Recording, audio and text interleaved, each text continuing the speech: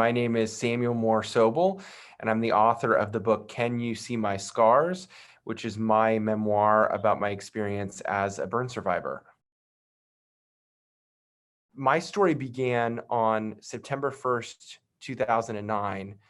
I was hired for a day to move boxes and furniture by a man in my community.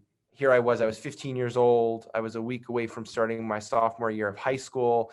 I was just trying to earn some extra pocket money before the end of the summer. We were actually going to go to a local storage facility, empty it of his belongings, bring all of that back to his house.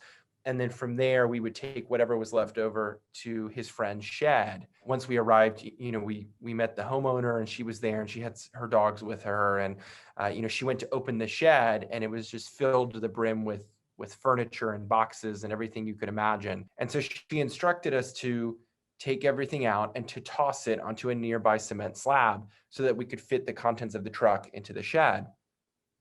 And, a box made its way into my hands. I looked down and she simply said, "Toss it." And I looked down, it was books and hay, and I tossed the box as instructed.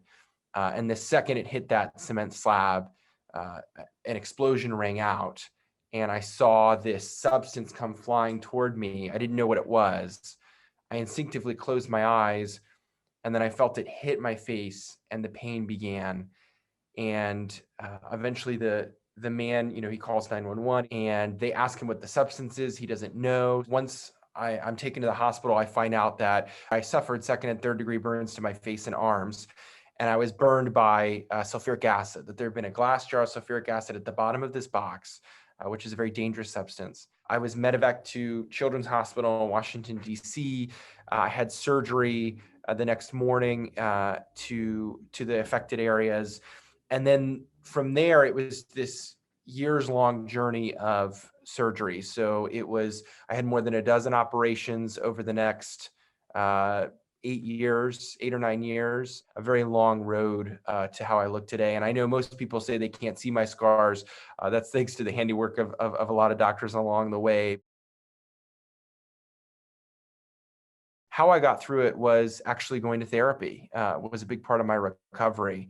A few months after the accident, I started going, and it was there that my psychiatrist, offered something to me, this concept that I've carried with me ever since.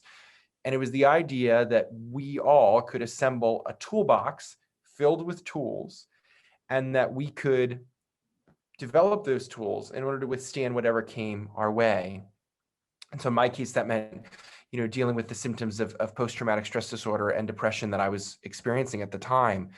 And I think the tools look different for all of us, but for me, it involved journaling, writing about this experience, sharing this experience with others, doing my best to eat healthfully and to regularly exercise, and then serving others and finding ways to volunteer and get outside of my head and serve other people.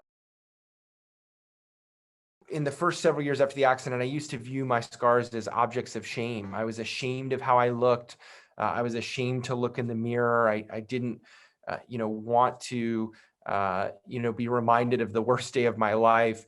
But, over time, I've now seen my scars differently. For me, I see how my scars make me a better leader. They make me a better writer. They make me a more empathetic and compassionate husband to my wife. There are things that I've learned through this experience. While if given the opportunity to go back in time, of course, I would change it.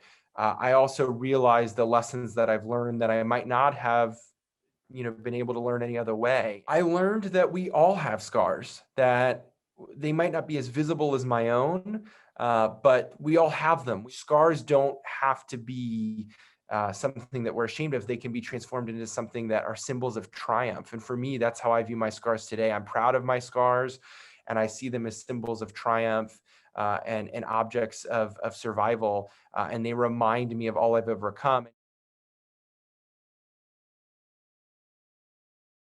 There is room for all of us to grieve, to acknowledge the scars that we have, to acknowledge the pain that we have, and then to work through that. And I would encourage people to build your toolbox, develop the tools, whether that means going to therapy, whether that means writing about your experience, or sharing it with others. I would encourage you to use your suffering and use the things that have happened to you once you've reached that place of healing, which takes time.